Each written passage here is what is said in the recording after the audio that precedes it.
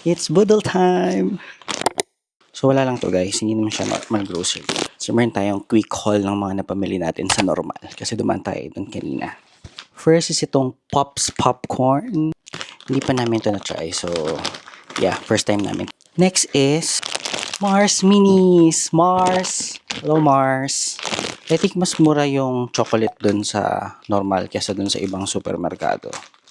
Hi Mars! Bumili rin kami ng Kinder Bueno, my favorite. So ito, I think nasa 2.30 euros lang. 3 piraso na siya. And ito, hindi ko alam kung para saan. Guys, FYI, hindi ako nagluluto. Pangluto ba to? And lastly, ito. Super excited ako i-try ito. Ito yung parang foaming hand soap nila.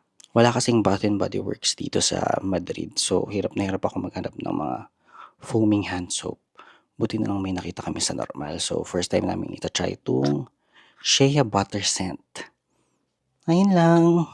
Baltaan ko kayo if okay sila. Okay? Sige lang. Till our next budol. Ciao! Hasta luego.